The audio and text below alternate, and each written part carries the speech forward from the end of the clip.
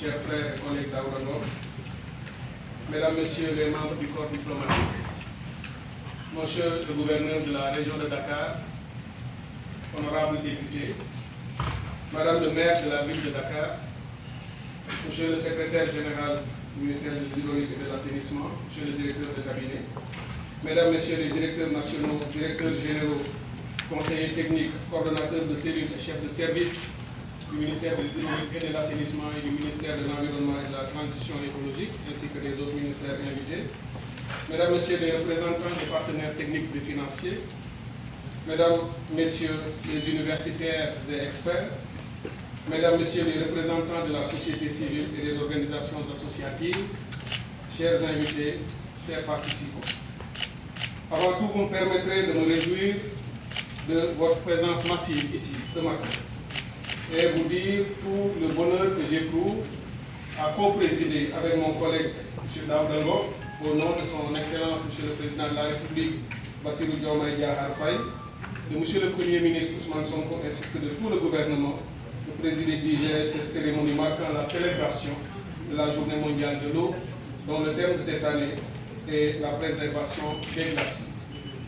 Vous me permettrez de remercier particulièrement mon frère et collègue, le professeur Daoudango, ministre de l'Environnement et de la Transition écologique, qui a bien voulu répondre favorablement à mon invitation au regard du thème que je viens de rappeler et qui est intrinsèquement lié à la problématique du changement climatique.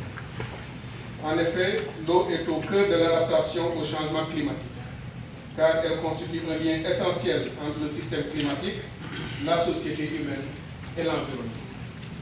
Mesdames et messieurs, pour rappel, la Journée mondiale de l'eau, célébrée le 22 mars de chaque année, est un événement international institué par l'Organisation des Nations Unies. Elle a été proposée dans l'agenda 21 au cours du sommet de Rio de 1992 et a été adoptée le 22 février 1993 par l'Assemblée générale des Nations Unies. Elle constitue ainsi un moment clé pour prendre conscience de l'importance cruciale de l'eau et militer pour une gestion durable de ces ressources essentielles. L'ambition qui transparaît derrière cette symbolique est de lutter contre la crise mondiale de l'eau en appui à l'objectif du développement durable ODD 6, eau et assainissement pour tous, à l'horizon 2030. En décembre 2022, l'Assemblée générale des Nations Unies a adopté la résolution pour déclarer 2025 Année internationale de la préservation des glaciers et proclamé le 21 mars de chaque année Journée mondiale des glaciers à partir de 2025. Ces initiatives visent à sensibiliser tout un chacun sur le rôle capital que jouent les glaciers, la neige, la glace dans le système climatique et le cycle de l'eau, et à mettre en évidence les impacts économiques, sociaux et environnementaux des changements intervenant dans la cryosphère. Tel est le sens du thème de la Journée mondiale de l'eau de 2025. De prime abord, le thème semble éloigné de nos réalités, des préoccupations, vu que nous n'avons pas de glaciers à nos portes.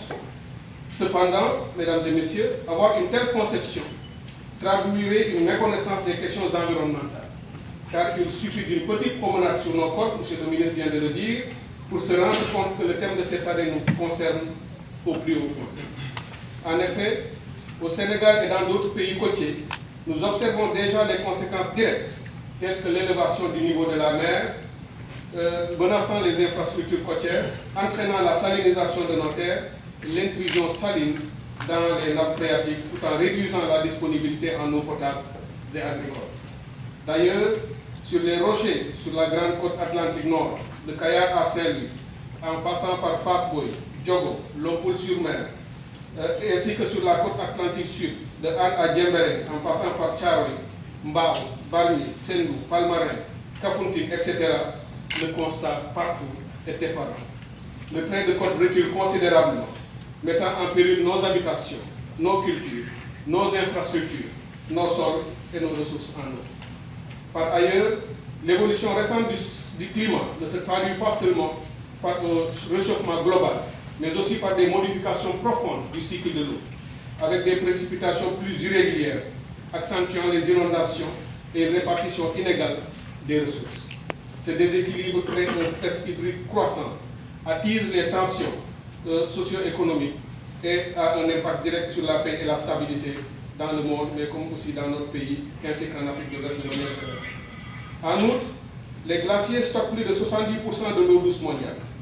Leur fonte accélérée due au changement climatique ne menace pas uniquement les régions montagneuses.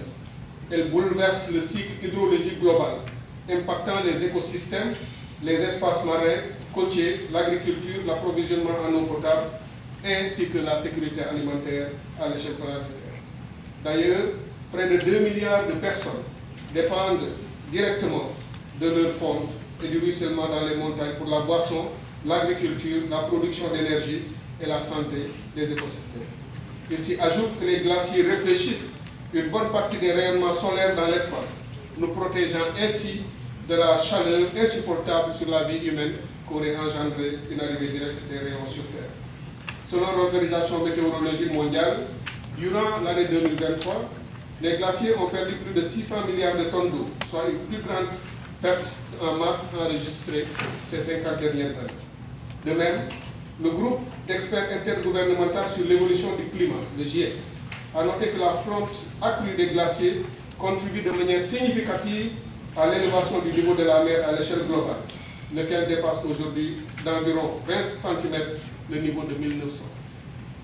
Dès lors, mesdames et messieurs, il urge de prendre des mesures concrètes pour préserver ces réservoirs de vie pour l'humanité.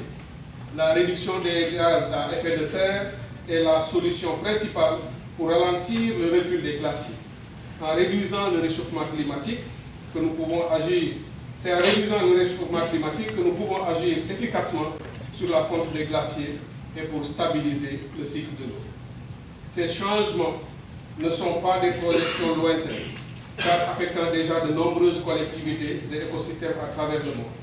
C'est pourquoi le gouvernement du Sénégal, conscient des enjeux environnementaux immédiats et futurs, vise à travers le référentiel Sénégal 2050 notre souveraineté environnementale.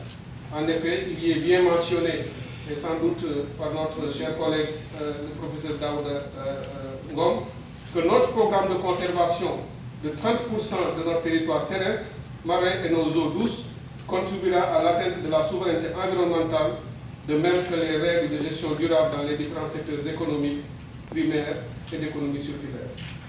Plus qu'une simple ressource naturelle, l'eau est aujourd'hui un enjeu géostratégique majeur, surtout que les inégalités dans l'accès à l'eau pourraient devenir, s'il ne l'est déjà, l'une des principales sources de tensions et de conflits, rendant impérative une gestion partagée et apaisée des ressources hydriques. Le Sénégal, en tant que pionnier dans le domaine de l'hydrodiplomatie, joue déjà un rôle clé sur la scène internationale. En effet, après avoir accueilli avec succès le 9e Forum mondial de l'eau, notre pays reste sur la même dynamique. En tant que co-hôte de la Conférence des Nations Unies sur l'eau de 2026 et dépositaire de la présidence du Conseil des ministres africains de l'eau, AMCAR. À travers ces engagements, nous œuvrons à renforcer la coopération transfrontalière pour une gestion équitable et durable des ressources en eau.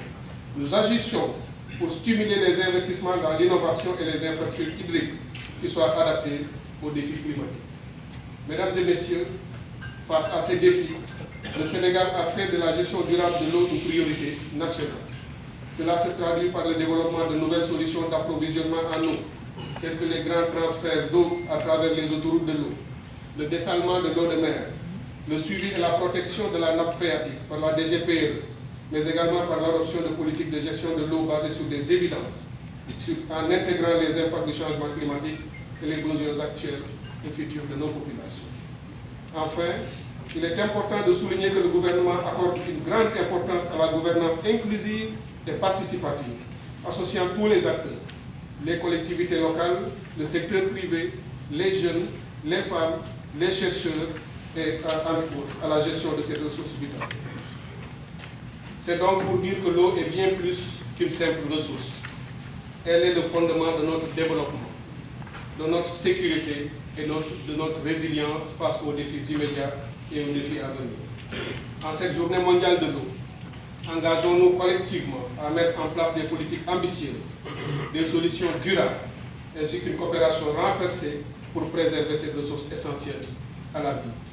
En tant que co-organisateur de la conférence des Nations Unies sur l'eau de 2026 avec les Émirats arabes unis, nous appelons toutes les parties prenantes de la communauté internationale à se joindre à notre ambition commune pour accélérer l'action collective en faveur de l'eau au niveau global. En collaborant ensemble à une action inclusive et innovante en faveur de l'eau, au-delà de nos frontières, des communautés diverses et des secteurs, nous ferons progresser la mise en œuvre de l'objectif de développement durable 6, relancerons le programme de développement durable à partir de l'horizon 2030 et construirons un avenir hydro-résilient pour assurer la prospérité des populations. Nous vont aussi à l'endroit du modérateur du panel qui suivra, ainsi que des présentateurs qui auront sans doute à partager avec nous leurs connaissances et leur expertise, qui, en n'en pas douté, pourraient nous gratifier de contributions de très très haute qualité. Sur ces mots, mesdames et messieurs, je déclare ouverts les travaux de célébration de la Journée mondiale de l'eau de 2025. Je vous remercie pour votre bien aimable attention et encore une fois, un très grand merci à mon collègue parlementaire.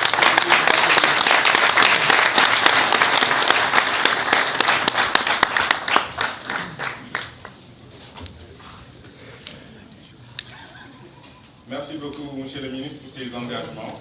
Mais pour mieux comprendre les enjeux du jour, nous invitons Dr Bakary